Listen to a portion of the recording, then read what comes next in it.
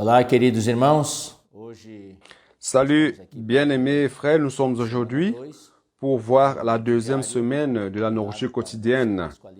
Prenez garde pour ne pas être disqualifié. La semaine dernière, j'étais avec vous et nous avons vu l'introduction de la marche du peuple d'Israël dans le désert qui représente notre marche spirituelle. Nous avons parlé de Christ comme le rocher spirituel qui nous suit. Il est notre pain spirituel, notre aliment spirituel, notre boisson spirituelle et le rocher spirituel qui nous suit et qui nous fortifie durant cette marche. Aujourd'hui, nous allons parler de quelque chose de tellement sérieux.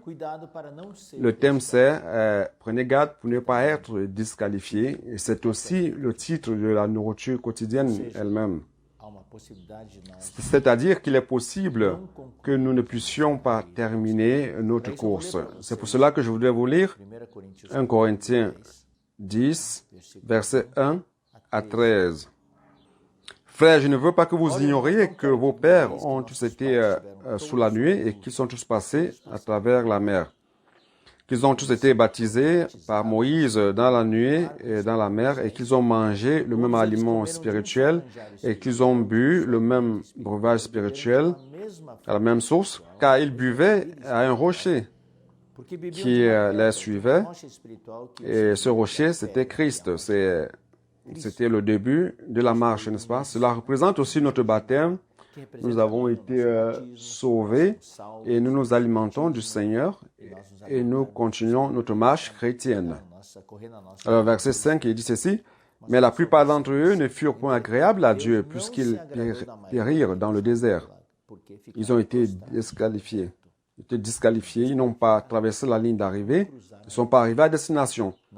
Or, ces choses sont arrivées pour nous servir d'exemple. Paul utilise le peuple d'Israël comme illustration, comme un exemple pour que nous fassions attention. Et c'est un avertissement pour nous que nous recevons. Donc, ces choses sont arrivées pour nous servir d'exemple afin que nous n'ayons pas de mauvais désirs comme ils en ont eu. Ne devenez point idolâtres comme quelques-uns d'eux. C'est ce qui est écrit. Et selon ce qu'il est écrit, le peuple s'assit pour manger et boit puisqu'ils se levèrent pour se divertir. Ne nous livrons point à l'impudicité comme quelques-uns d'eux s'y livrèrent, de sorte qu'il y tomba 23 000 en un seul jour. Ne tentons point le Seigneur comme le tentèrent quelques-uns d'eux, oui, qui périrent par le serpent, ne murmurez point comme murmurèrent quelques-uns d'eux qui périrent par l'exterminateur. Ces choses leur sont arrivées pour servir d'exemple et elles ont été écrites pour notre instruction à nous qui sommes parvenus à la fin des siècles. Ainsi donc, que celui qui croit être debout prenne garde de tomber. Une tentation ne vous est survenue qui n'a été humaine et Dieu qui est fidèle ne permettra pas que vous soyez tentés au-delà de vos forces. Mais avec la tentation, il préparera aussi le moyen d'en sortir afin que vous puissiez la supporter. Mais ce passage que nous venons de lire est lié, connecté avec les derniers versets du chapitre 9 à la fin. Ce passage que nous venons de lire est l'illustration, c'est l'exemple de quelqu'un qui a commencé la course et il s'agit du peuple. C'est quelque chose de collectif. Ils ont commencé à courir et ils ont été disqualifiés. Alors, 1 Corinthiens 9, 24 dit ceci, « Ne savez-vous pas que ceux qui courent dans le stade courent tous, mais qu'un seul remporte le prix? Courez de manière à le remporter. Tous ceux qui combattent s'imposent toutes sortes d'abstinences, et ils le font pour obtenir une couronne corruptible, mais nous faisons-le pour une couronne incorruptible, mais dont je cours non pas comme à l'aventure, je frappe, non pas comme battant l'air. En donnant des coups, on ne doit pas donner des coups dans l'air, on doit atteindre l'ennemi. Mais je traite durement mon corps, et je le tiens assujetti de peur d'être moi-même rejeté après avoir prêché aux autres. Et Paul entre dans le chapitre 10 pour expliquer cette disqualification. Le peuple est sorti de l'Égypte, ils ont mangé la Pâque, avec les herbes amères, un pain sans levain. Ils sont sortis de l'Égypte, ils ont traversé la mer Rouge, ils ont été alimentés par Dieu, mais ils ne sont pas arrivés à destination. Pourquoi?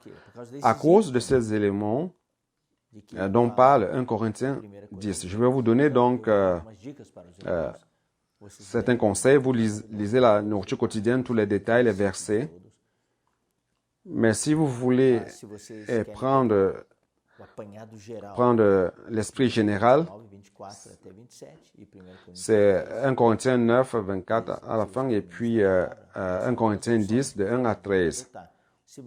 Donc, quand vous arrivez au chapitre 10, vous commencez à lire les éléments qui ont été accomplis par le peuple, qui ont été faits par le peuple.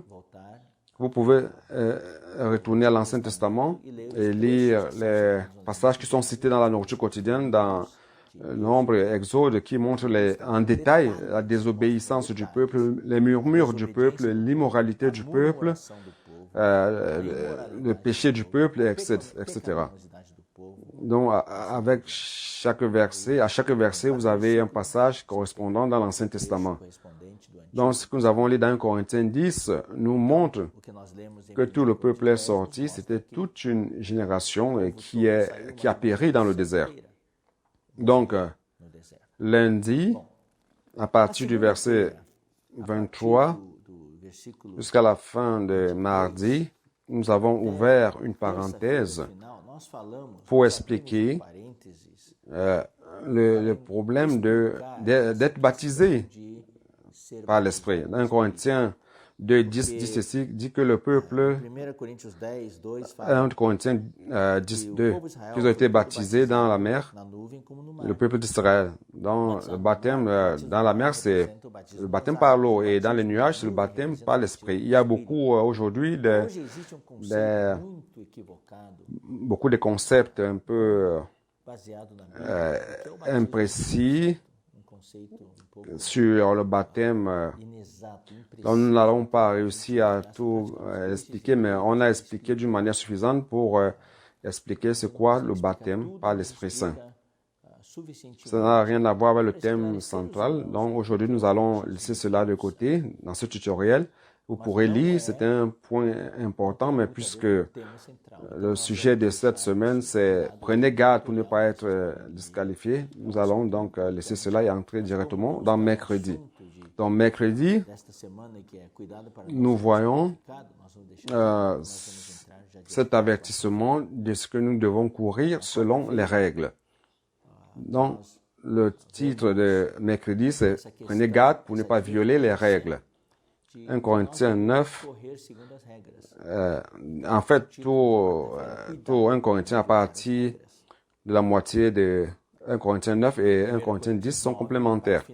Donc, 1 Corinthiens 9 parle de la récompense, quelque chose de positif.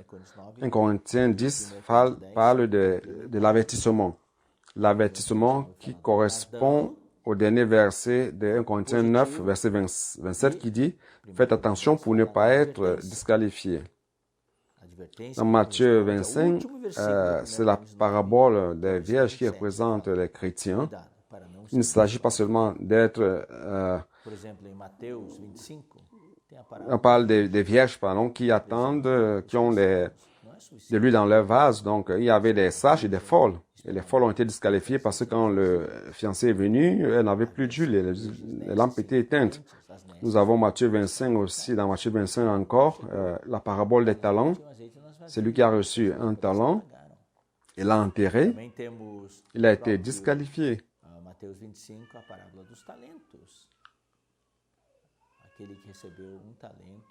Son maître n'a pas exigé qu'il gagne 5 ou 3 ou plus, mais tout simplement un talent. Il a enterré son talent, il a été disqualifié. Donc, dans toute la lecture de ce jour-ci, il y a des illustrations. Donc, celui qui veut lire pour son édification personnelle doit entrer dans les détails, lire, afin que cela soit une force pour vous aider à avancer, que ce soit une vision qui vous contrôle. Et celui qui doit partager la parole doit comprendre ces illustrations et les présenter aux frères dans les thèmes que vous avez d'une manière spirituelle et avec poids. 1 Corinthiens 6, 9, 10, on a lu dans la semaine antérieure, Paul avertissait ceux qui pratiquent les choses qui étaient liées à ces versets-là n'allaient pas hériter du royaume de Dieu, donc ils allaient être disqualifiés. Le peuple d'Israël est sorti d'Égypte. Avant cela, ils ont mangé de la Pâque avec les herbes amères, le pain sans levain. Ils ont traversé la mer, entré dans le désert, mais ils ne sont pas arrivés à la bonne terre de Canaan. Dans le désert, ils ont fabriqué un veau d'or. Beaucoup sont morts, c'était la punition de Dieu. On a envoyé des espions après dans la bonne terre pour espionner. La bonne terre, c'était la destination pour recevoir la récompense. Mais qu'est-ce qui s'est passé? Ils ont été désobéissants, rebelles. Ils n'ont pas accompli la volonté de Dieu. Alors, le peuple devait tourner dans le désert durant 40 ans, ne pouvait pas entrer. C'est pour cela que le Seigneur nous avertit. C'est pas tous ceux qui me disent Seigneur, Seigneur, qui entreront dans le royaume des cieux, mais ceux qui font la volonté de mon Père qui est dans les cieux. C'est dans Matthieu 7, 21. Ces paroles que nous professons ces jours-ci c'est pas du lait spirituel, c'est de la nourriture solide, c'est des paroles d'avertissement, c'est pour les frères qui sont un peu plus matures et aussi pour avertir les frères qui sont nouveaux, aussi les nouveaux chrétiens, pour les amener à courir avec un objectif de traverser la ligne d'arrivée. Matthieu 24 dit que l'iniquité se sera multipliée. Par la multiplication de l'iniquité, l'amour de plusieurs se refroidira, mais celui qui persévérera jusqu'à la fin sera sauvé. Donc, jeudi, nous voyons le problème de la désobéissance. C'est quelque chose de très sérieux de désobéir à Dieu. Le peuple d'Israël n'est pas entré dans la bonne terre de Canaan à cause de sa désobéissance. Quant au murmure, Dieu pouvait pardonner, mais la désobéissance fut la principale cause. Je vais vous lire Nombre 14, verset 1, 12. Et l'Éternel dit à Moïse, « Jusqu'à quand ce peuple me méprisera-t-il? Jusqu'à quand ne croira-t-il pas à moi malgré tous les prodiges que j'ai faits au milieu de lui? Je le frapperai par la peste et je le détruirai, mais je ferai de toi une nation plus grande et plus puissante que lui. » Ceci, c'était après que le peuple ait désobéi à Dieu et ne voulait pas entrer dans la bonne terre de Canaan à cause des géants. Dieu déteste la désobéissance et Moïse donc a dû prier pour le peuple. Moïse a profité de la situation, il a prié pour le peuple et il a appelé à la miséricorde, à la longanimité de Dieu. Et en numéro 14, 19, 23, il a prié, « Pardonne l'iniquité de ce peuple selon la grandeur de ta miséricorde, comme tu as pardonné à ce peuple depuis l'Égypte jusqu'ici. » Donc Dieu pardonnait. Et l'Éternel dit, « Je pardonne comme tu l'as demandé. » Donc il y a eu le pardon. Mais je suis vivant et la gloire de l'Éternel remplira toute la terre. Tous ceux qui ont vu ma gloire et les prodiges que j'ai faits en Égypte et dans le désert, qui m'ont tenté déjà 10 fois et qui n'ont point écouté ma voix, tous ceux-là ne verront point la terre que j'ai juré à leur père de leur donner. Tous ceux qui m'ont méprisé ne le verront point. Donc, frère, ça c'est dans Nombre 14, 20 à 23. Dieu peut pardonner certaines choses. Donc, une autre chose, c'est d'être apte à entrer dans le royaume. C'est comme Ésaü et Jacob. Ésaü a vendu son droit de premier-né à Jacob. Mais il s'est repenti. Il pouvait avoir été pardonné, mais il n'allait plus retrouver son droit d'aînesse. Donc, le peuple était à la frontière pour entrer dans la bonne terre de Canaan, mais à cause de sa désobéissance, Dieu a dit qu'aucun d'eux n'entrera. Aucun d'eux ne verra point la terre qu'il a juré de leur donner à leur père. Donc, vendredi, nous avons des exemples. Paul a dit dans Corinthiens 10, 6, Or, ces choses sont devenues des exemples. Nombre 14 à 26, le Seigneur dit ceci. Le Seigneur parle à Moïse et à Aaron. Jusqu'à quand laisserai-je cette méchante assemblée murmurer contre moi? J'ai entendu les murmures des enfants d'Israël qui murmuraient contre moi. Donc les murmures, faites attention frère, cela c'est quelque chose que nous faisons beaucoup. Nos murmures, la plupart du temps, et même parfois, des murmures qui ne sortent pas de nos bouches, mais qui sont dans nos cœurs.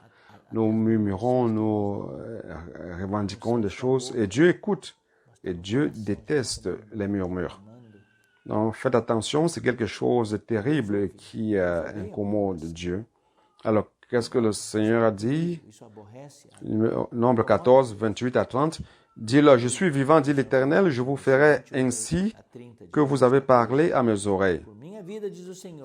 Vos cadavres tomberont dans ce désert, vous tous dont on a fait le dénombrement, en vous comptant depuis l'âge de 20 ans et au-dessus, et qui avaient murmuré contre moi. Vous n'entrerez point dans le pays que j'ai juré de vous faire habiter, excepté Caleb, fils de Jephuné, et Josué, fils de Nun. Donc Dieu a souvent parlé de ces deux personnes, c'est symbolique. Cela montre que les vainqueurs seront une minorité, et la grande partie va tomber dans le désert. Moïse aussi. La grande partie des chrétiens ne vont pas arriver au but. Donc, ils auront la vie éternelle, mais le royaume, non, ils ne vont pas régner durant le règne millénaire. C'est avec un cœur lourd que je dis cela. Mais on a aussi dans Apocalypse 12, c'est représenté là aussi. On parle de vainqueurs qui sont représentés par l'enfant mâle et les prémices.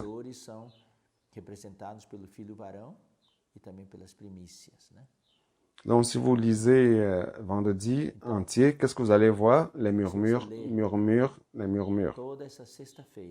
Et le Seigneur dit, à cause de vos murmures, vous n'allez pas entrer. Dieu l'a dit, a parlé dans Nombre 14, 31 à 33. Et vos petits-enfants dont vous avez dit, ils deviendront une proie, je les y ferai entrer. Ils connaîtront le pays que vous avez dédaigné. Vos cadavres vous tomberont dans le désert. Et vos enfants paîtront 40 années dans le désert et porteront la peine de vos infidélités, jusqu'à ce que vos cadavres soient tous tombés dans le désert. De même, verset 34, de même que vous avez mis 40 jours à explorer le pays, vous porterez la peine de vos iniquités 40 années, une année pour chaque jour, et vous saurez ce que c'est d'être privé de ma présence. Moi, l'Éternel, j'ai parlé, et c'est ainsi que je traiterai cette méchante assemblée qui s'est réunie contre moi. Ils seront consumés dans ce désert et ils mourront. Vous pouvez lire ce verset. Nous pouvons les lire. Les hommes, seul Josué et Caleb entreront. Hébreu montre contre qui s'est indigné durant 40 ans. Hébreu 3, 17. Et en relation à cette incrédulité du peuple d'Israël, Judas écrit au verset 5 de Jude, « Je veux vous rappeler, à vous qui savez fort bien combien ces choses que le Seigneur, après avoir sauvé le peuple et l'avoir tiré du pays d'Égypte, fit ensuite périr les incrédules. » Donc l'incrédulité, la désobéissance. Nous devons croire la parole du Seigneur et ne jamais douter de ce que Dieu dit. S'il dit qu'il veut nous utiliser, nous devons croire en cela. Dieu veut vous utiliser, donc croyez en cela et coopérez en lui. En lui, nous avons tout ce dont nous avons besoin pour continuer notre marche, car il est notre manne, il est l'eau qui nous alimente, il est le rocher qui nous suit pour nous alimenter en eau. Samedi, bien-aimés frères, on parle de ne pas perdre le but, de ne pas perdre le but. Dans 1 Corinthiens 10, 6, ces choses sont devenues exemples pour nous afin que nous désirons pour les choses mauvaises comme ils l'ont fait. Cela ne veut pas dire qu'on ne doit pas avoir d'autres plans, ne pas avoir des projets pour votre vie personnelle, famille, etc. Mais nous devons faire attention afin que ces choses ne volent pas nos cœurs et nous dévient de l'objectif. Nombre 11-14 dit que le ramassis des gens qui se trouvaient au milieu d'Israël fut saisi convoitise et même les enfants d'Israël commencèrent à pleurer et dire « Qui nous donnera de la viande à manger ?» Ils ont perdu l'objectif ici. Qui a commencé cela?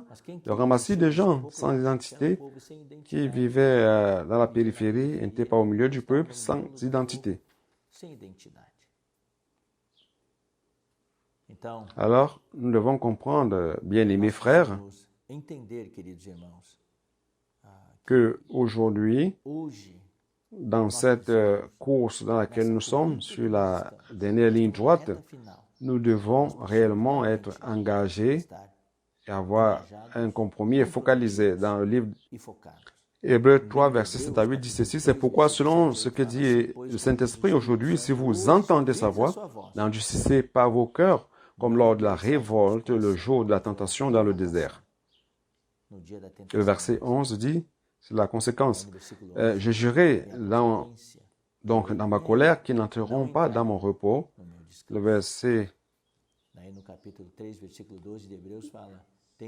12 dit, prenez garde, frères, que quelqu'un de vous n'ait un cœur mauvais et incrédule, au point de vous détourner du Dieu vivant. C'est-à-dire que c'est notre incrédulité dans la parole de Dieu, dans les promesses de Dieu, qui nous empêche d'entrer dans le repos, de traverser la ligne d'arrivée. Nous devons croire en la parole du Seigneur. Paul a dit qu'il continuait vers le but, oubliant ce qui est derrière et regardant ce qui est devant. Donc, pour terminer, dimanche, le sujet central, c'est l'idolâtrie. Et le titre, c'est « Apprendre avec les erreurs ». Donc, si vous lisez 1 Corinthiens 17 qui dit ceci, « Ne devenez point idolâtres comme quelques-uns d'eux, selon qu'il est écrit, le peuple s'assit pour manger et pour boire, puis ils se levèrent pour se divertir. » Donc, l'idolâtrie, ce ne consiste pas seulement à adorer l'image et la statue. Dans le monde d'aujourd'hui, l'idolâtrie, c'est la nourriture, la boisson, les divertissements, les plaisirs mondains. C'est ce qui se présente aujourd'hui. Dans les restaurants, c'est pas un péché d'aller au restaurant, mais il existe aujourd'hui toujours ces publicités, et puis pour les divertissements et toutes ces choses-là. Ceci en relation avec ce qu'il y a dans Exode 32, versets 1 à 6.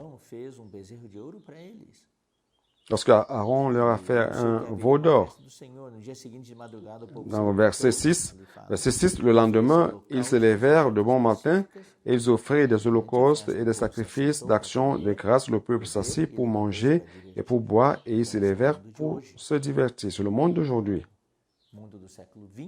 Le monde du XXe siècle et aussi du XXIe siècle. L'idolâtrie, la nourriture, la boisson et les divertissements.